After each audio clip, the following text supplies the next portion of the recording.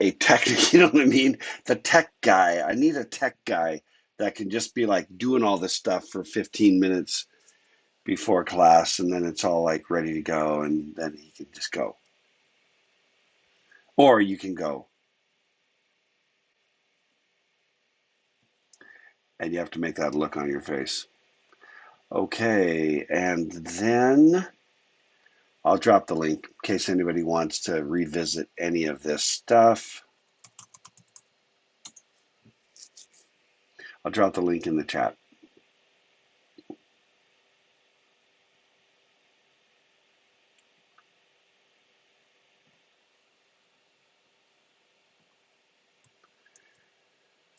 Wait, hang on.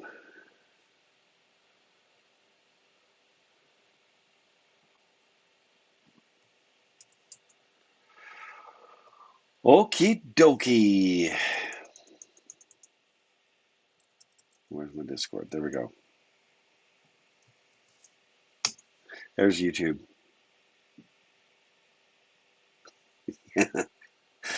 Okay, yeah. So thank you 4x4. Um, and nice shout out to the mandatory Microsoft love. And then Hunter and Russ, let me drop the YouTube link in case you want to see the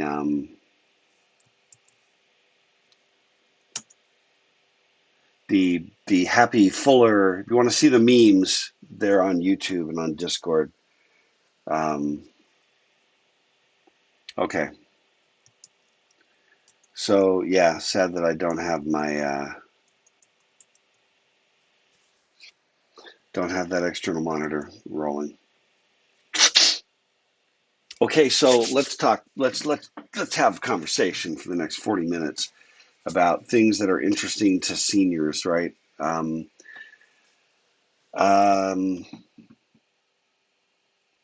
First thing, I'd like to thank everybody for just being here and being patient. I mean, everybody knows that the senior seminar is going away, right? And so we're just trying to make the best of it.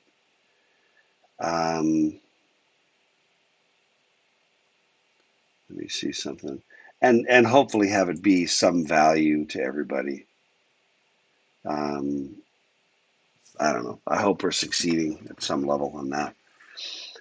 Um, yeah, it is. It is going away. Which is an interesting question, right? I mean, I don't know. Yeah, it's going it's going away. I don't know exactly when. I thought it was already gone away. I was surprised when they asked me to do it, and I'm like, isn't that going away? So yeah, the reasons why Cassidy Daniel not to be replaced with anything. Um, just well, it's one of those things that originally, yeah, no. So here's the deal, Cassidy. You guys are under you're kind of grandfathered, as they say, under the old requirements. So what happens at universities is that the requirements will sometimes shift, right? And so when the requirements shift, uh, there's like you're under a certain set of requirements, and if they change, then there's a new set of requirements, and you have to have that ability to like freeze with whatever your requirements are, if that makes sense. Um, so that you're not constantly like, oh, we just changed the new thing. Now you're always chasing new requirements. It wouldn't be fair. You freeze the requirements at a given point in time, then you complete those requirements. So you're all under this requirement that had this. So, and I don't know their faulted path. I don't know what I don't know what that requirement is. Um, anyway, yeah, so what they did originally, my understanding, and it predates me, but my understanding is that originally this class was kind of there was some exam that everybody would take, like I don't even know what it was, certification or some exam. That's all I know. I have known what it is, but it's not sticking right this moment. And then that exam kind of went away. And then it was sort of, at some point, it was like a review, like, let's do little bits of everything technical. And to me, that's goofy, having like a comprehensive curriculum review. I don't know, maybe that's cool at some level, but maybe it's goofy. So with it kind of going away, especially in the last few times that it's been run, we just sort of decided, hey, let's just hit the topics that you really, really wish that you could pick, some senior citizen's brain about, somebody who's been in the industry for a while.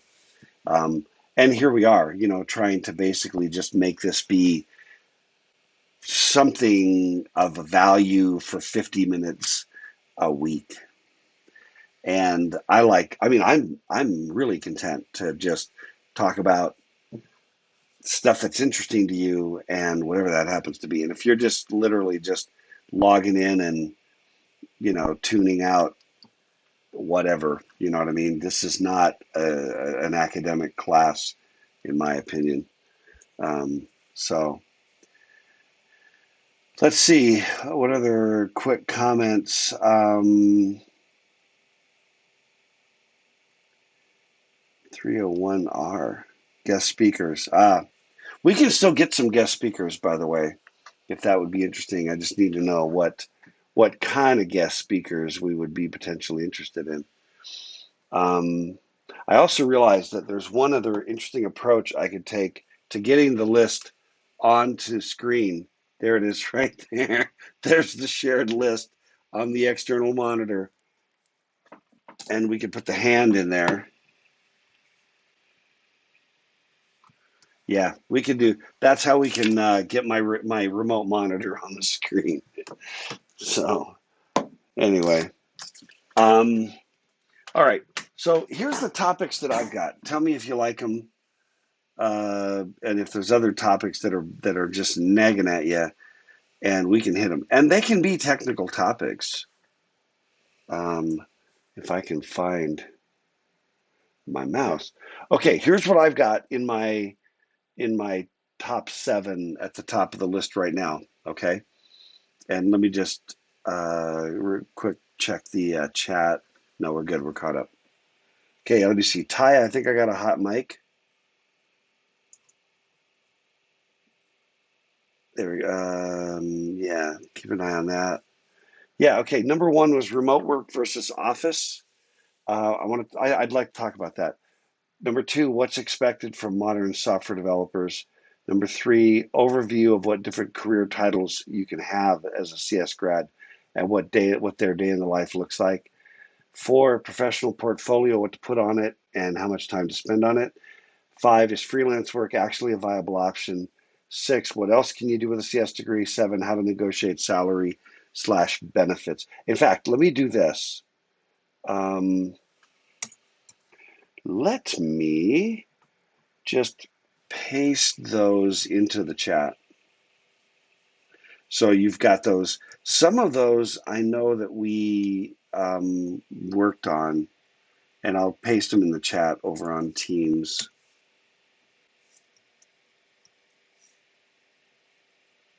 Wow. Okay. So let me just, and I'll just kind of hit them. If I don't have any other strong opinions, I'm happy to just hit them. Remote versus office is an interesting thing. The number one. So one of the is that a good place to start? Everybody cool if I start with that?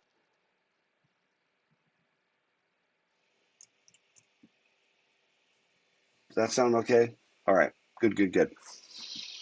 Um, I just want to say this. There is a logical fallacy which involves dichotomous thinking, black and white thinking, either or thinking, false dichotomy.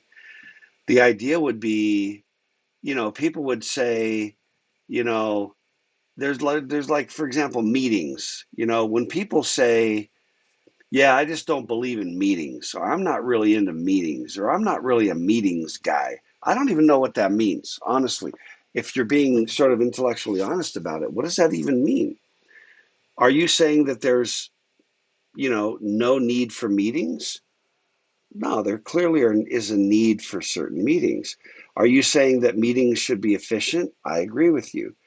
You know, the problem is, you need to have as many. I'm talking about meetings as a metaphor to kind of talk about remote versus um, in-person office kinds of configurations. Because I do think there's a myth that one must always be chained to a desk in order to, be known and shown to be working.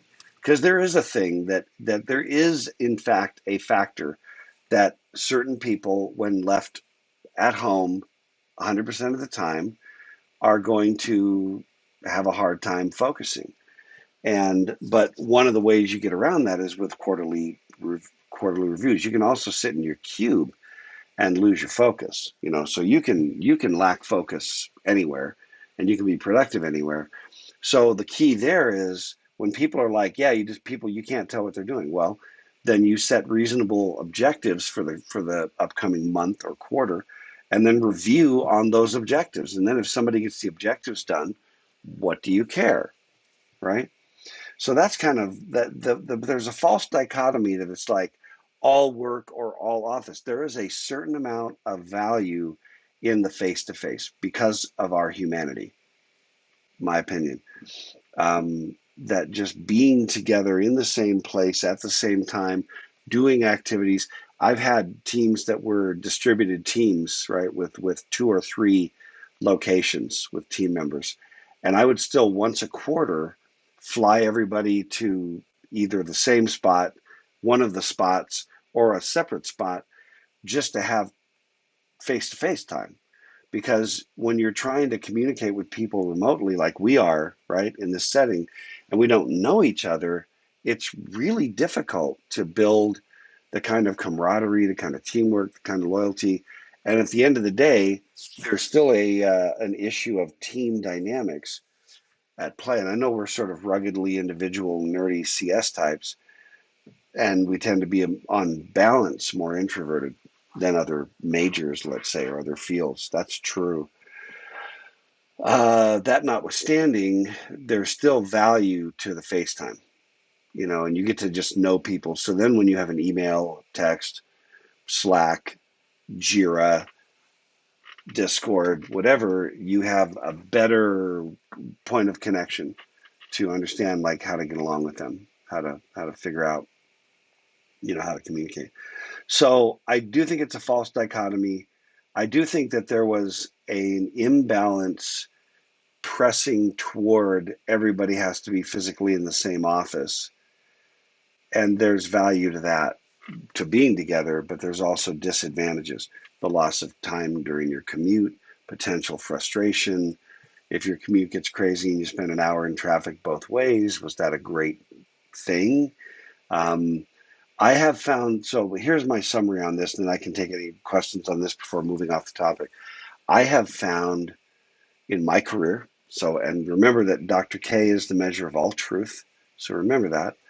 Um, but I have found in my career that when I'm doing a lot of work in the office and then I have like a day at home, that day is so productive. There's a really great book. If somebody wanted to look it up and drop a link in, I would be most appreciative, called Peopleware by Tom DeMarco and Tim Lister. Um, that's Peopleware, all one word. And it's about the human side of software creation. It is an absolute classic, and it talks at length about flow. And, there's a chapter entitled "Nobody Ever Gets Anything Done Around Here Between 9 and 5." There we go. Thank you. Thank you very much, Tyler. Um, that book is fantastic. I highly recommend it. Um, but the idea is there's so many interruptions. There's so much of that. Now, the interesting thing, I have also had a situation where uh, I was living in Corvallis consulting with Novell at the time back in Provo.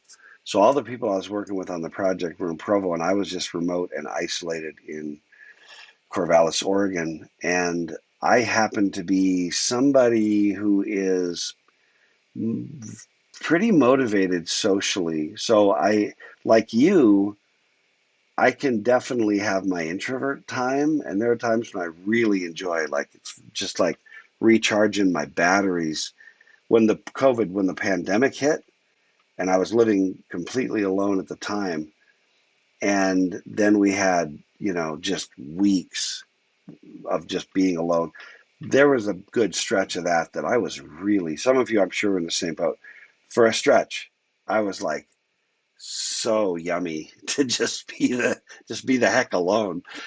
And then there comes this point where you're like, I need to touch another human.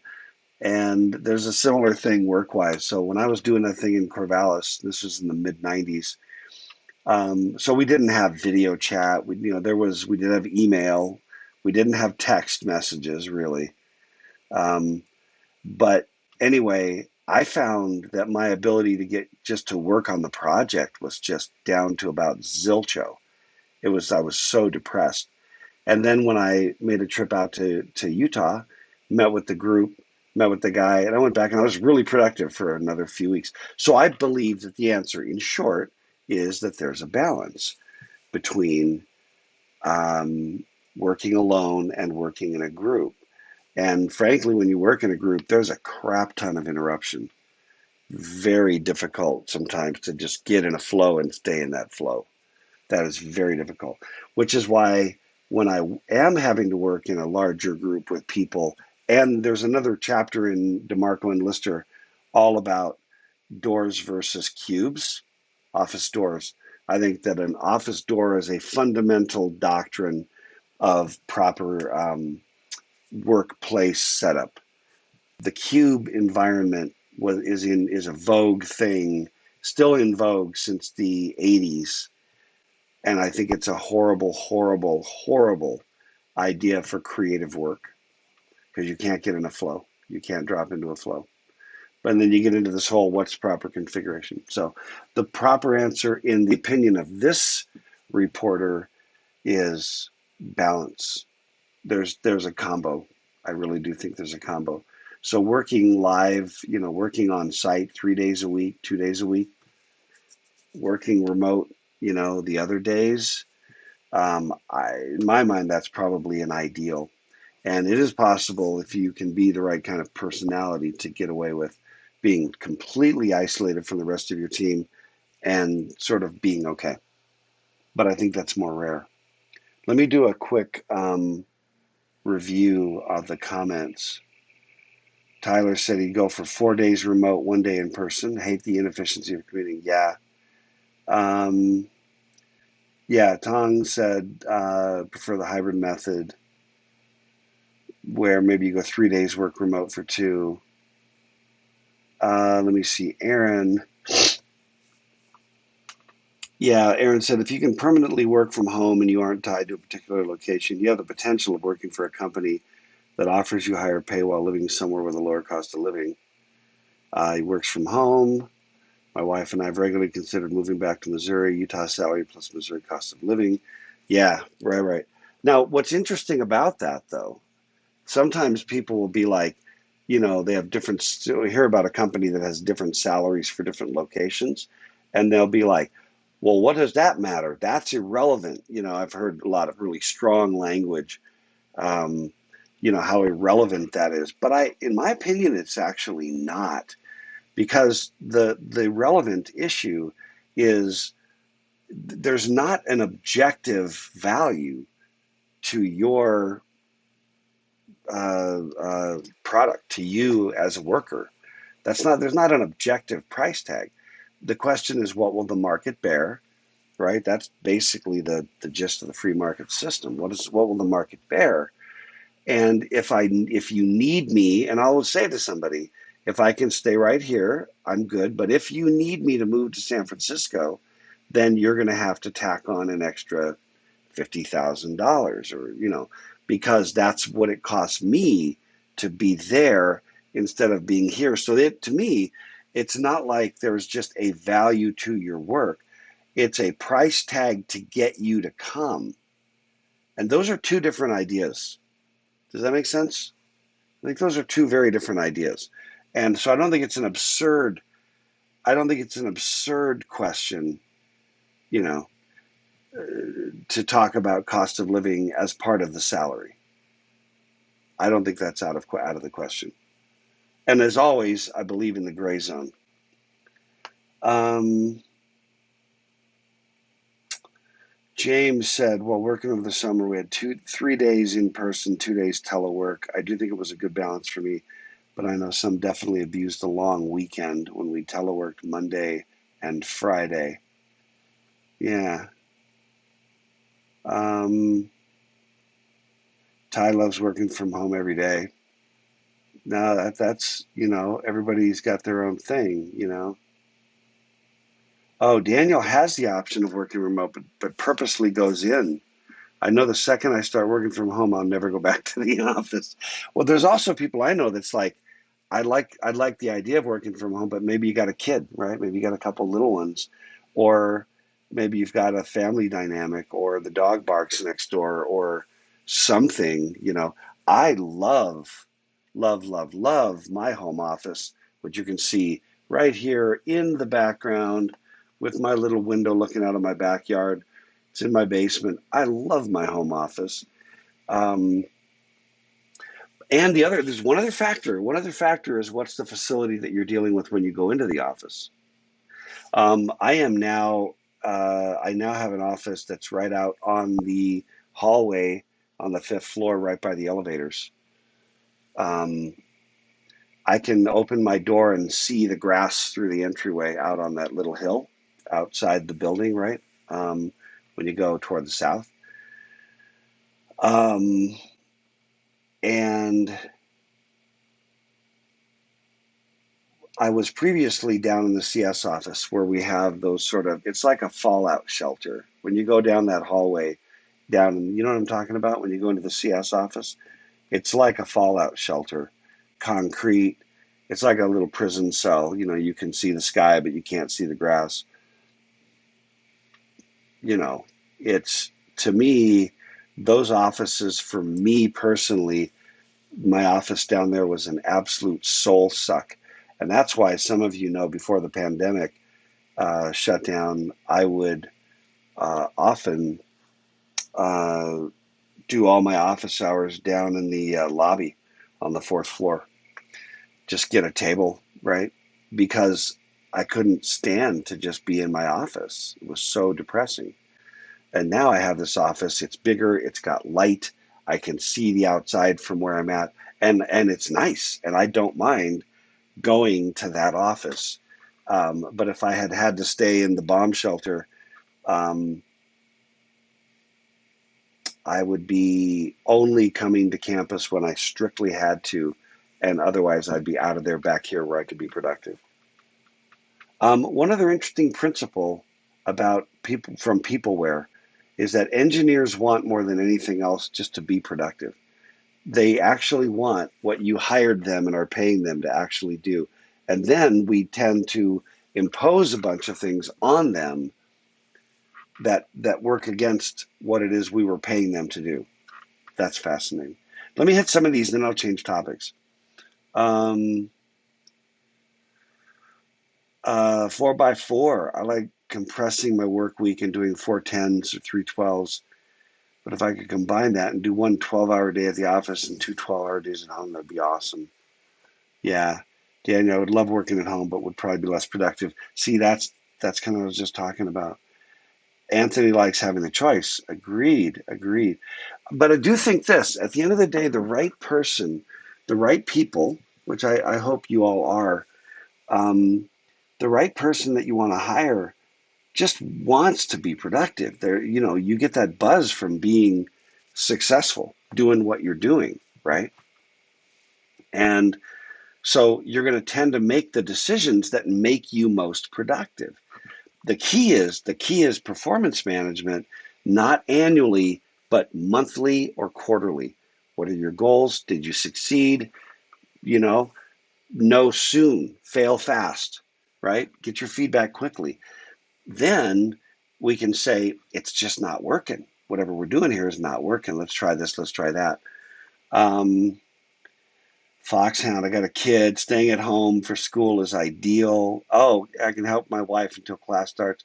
Spend more time with your mini me. Yeah, well, if there's some schoolwork going on in there, because I remember those days. Um, Daniel, my wife works from home. She would demand cuddles during the workday. I just know it. I have to remove myself from temptation. Yeah, well, there's another thing too. Again, read Peopleware. I remember when I was in grad school and did a lot of my work from my home office in Corvallis, and my wife would, we had a little baby, and she would pop in and be like, "Hey, I'm going to run to the store. Can you just watch the baby for 15 minutes? I'll be back in 15." And I'm like, "It'll cost me an hour of productivity." And then she'd be like, "No, no, I'm just running to the store. It'll only be 15 minutes." And I'm like, and I actually read her the chapter on flow from DeMarco and Lister. If I have to be responsible for the baby while I'm trying to work, I'm going to lose my flow. So, I mean, that's one thing if that's the deal we want to make. I'm not saying, therefore, one should never care for their child, but I am saying that it requires, you know, some some acknowledgement of the distraction that comes. Um, Let me see. 4 by 4. The transcriptionist. 3 hours of work when she woke up, 3 hours before bed, and spend the rest of the day doing whatever. I like that a lot. Um, Abigail got the little one. Yeah. Oh, she likes to push the glowing power button. Oh my gosh. That's even worse than a cat walking across your keyboard. Push and just boop. Nice. Nice. Son, Foxhound, my son ripped the PlayStation off the TV stand. Um, yeah, Tyler. Let me see.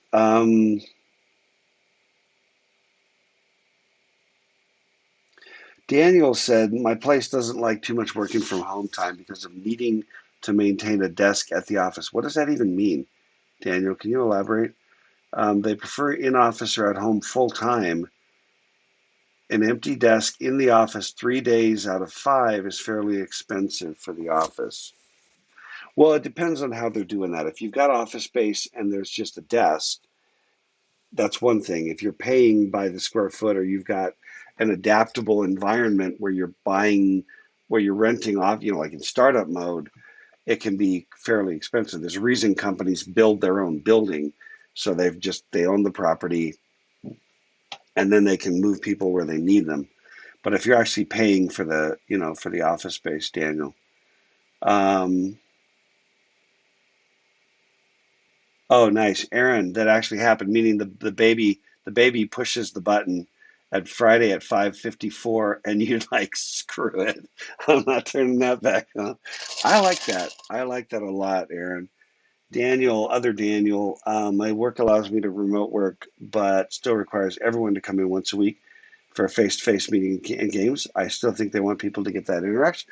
I think that's right. I think that's a good approach, Daniel. I'm curious, Daniel. This is other Daniel, Daniel E. Um, do you like it? I mean, does that seem to work? Because I like what you're saying. To have just a little bit of like maybe bring in food, do some things that build the camaraderie.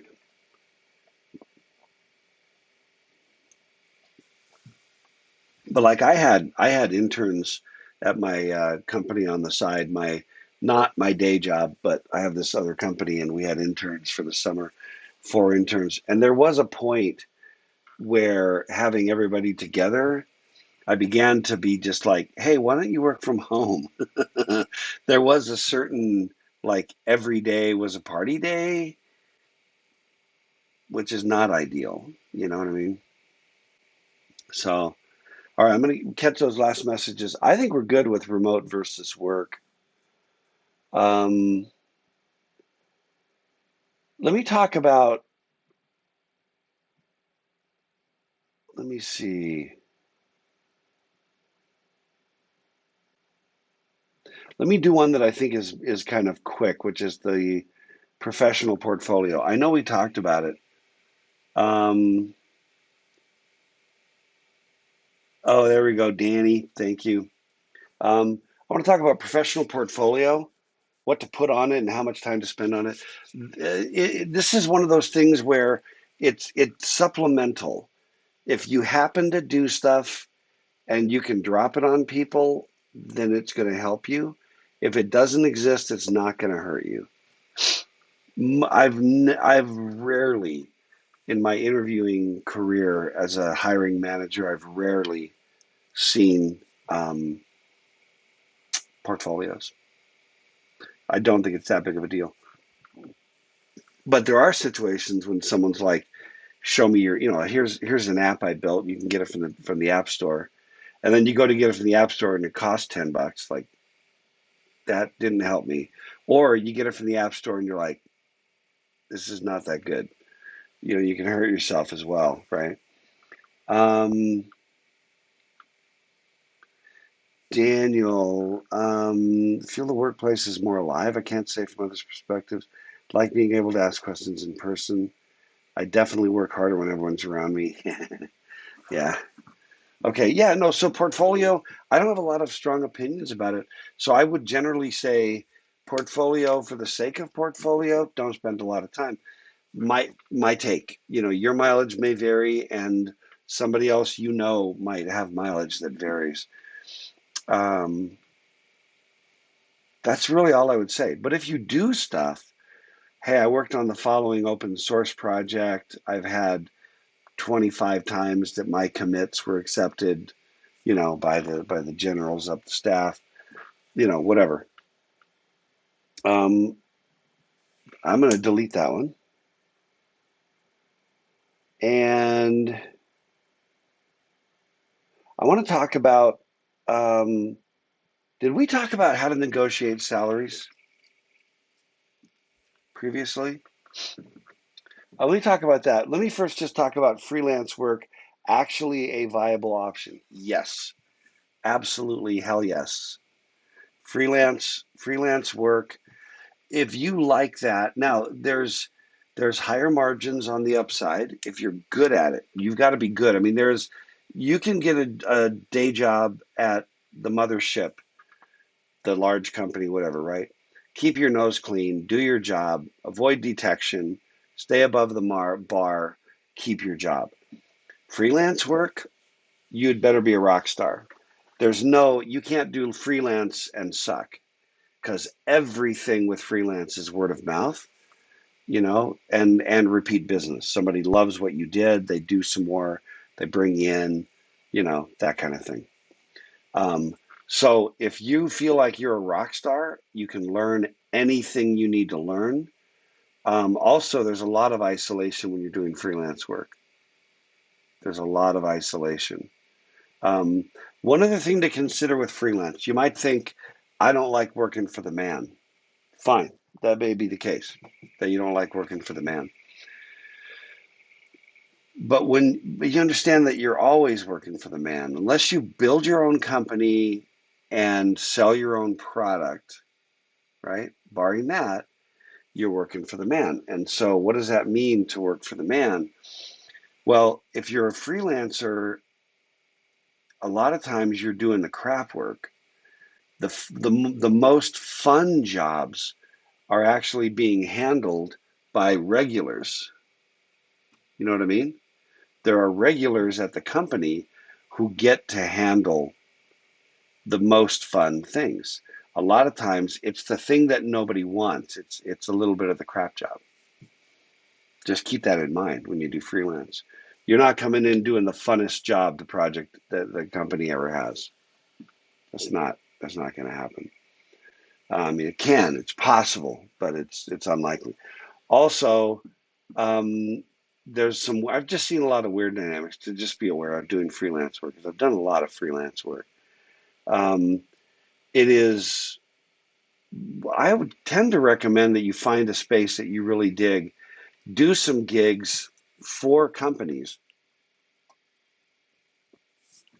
where you can say, yeah, I was at so and such a place and learned all about X, Y, and Z, and now I'm doing my own thing. You hang out your own shingle.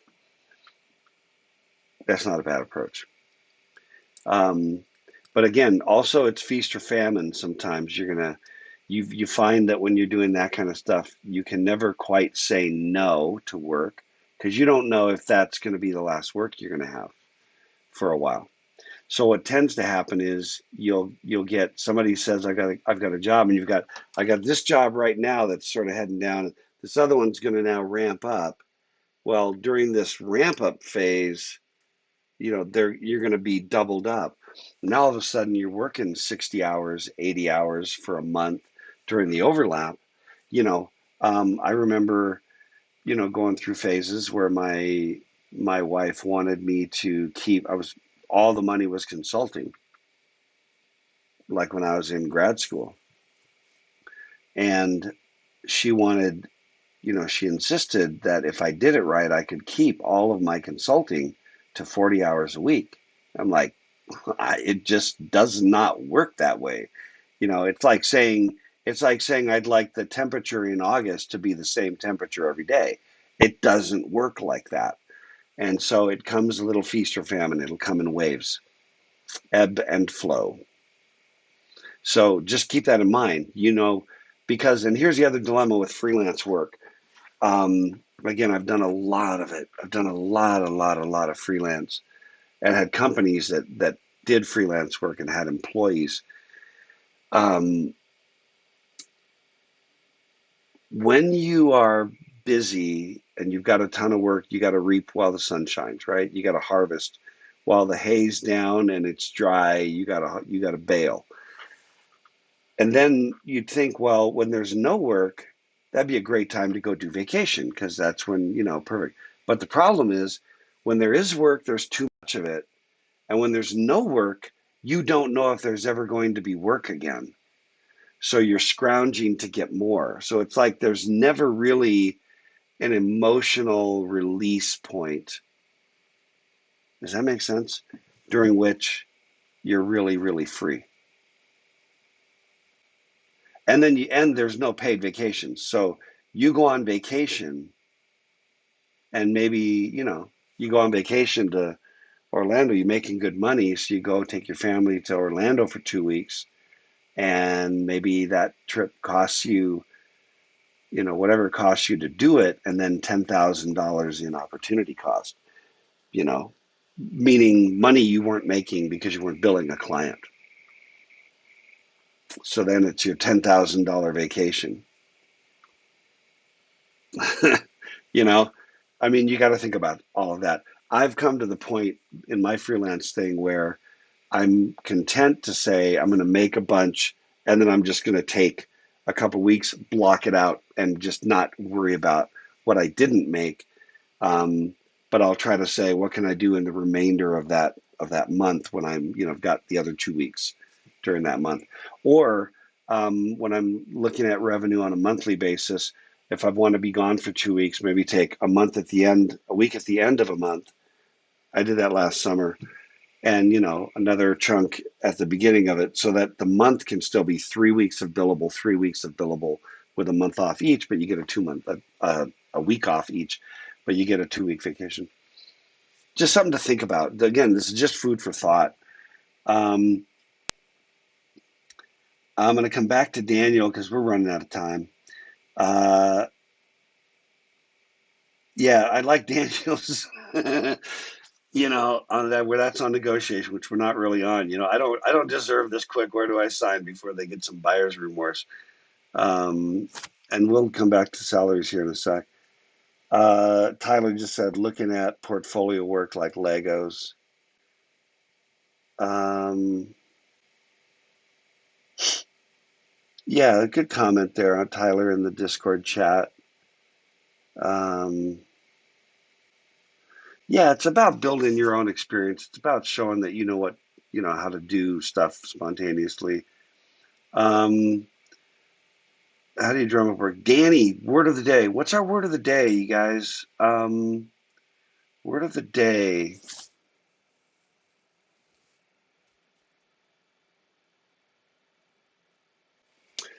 Um, no, we did stick it to the man. We already did stick it to the, yeah, that's right, Danny. Cassidy, we did stick it to the man once. Let's go, let's go freelance. I think freelance is a good word of the day. I'll just type it in the chat. Freelance. Um, by the way, we decided that the way we're going to do attendance, I'm not going to actually do. I mean, I'm tracking to see who's here.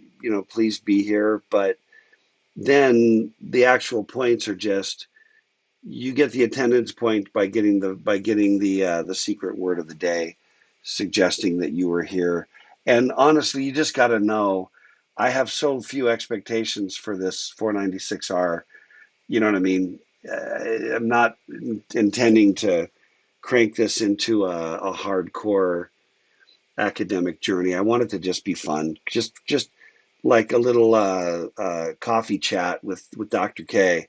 You know what I mean? Just pour yourself a cup of Joe and sit down and let's talk to Dr. K and just chat with the old guy. That's all this really is, right? And a little bit of writing, it's just never going to hurt you to do a little bit of writing, so that at least there's something for your one credit. Um, and my goal is to try to have it be enjoyable enough that it's like a podcast you listen to, if at the worst case. But so let me do this. I'm gonna get rid of the freelance work as a viable option. Oh, there was one other question I'm going to end on. How do you drum up work 4x4? Do you spend time calling business? Yes. Yeah. In fact, yes, you do that 4x4. You've got to be a sort of a little bit of a relentless salesperson. You've got to be the sales and marketing person for yourself. You've got to build personal network. You've got to start growing your LinkedIn network, going out to lunch with people. I don't even try. It's not a labor. I have on this is my to-do list. On my to-do list, is a list that I call a thing that I call contacting. These are just people that I need to be in touch with. My list right now has 18 people on the list, and it's just the current list. I'll jump on. I've got like lunch coming up with a few of these guys. Go out on the boat with that guy. You know, go hit a bucket with that guy. You know what I mean, et cetera, et cetera. And then as people come up, but you've got to be networking. That's where the work comes from for freelance. You've got to be a good salesperson and good at networking. And people have to know that you're good, and then the work will come. All right, we're out of time. I hope this was interesting, some value. While we're all stuck with 496R, let's at least have a little fun with it. Um, let's do negotiating salary next time. That'll be big number one. And I think that's a really good topic. Later, amigos.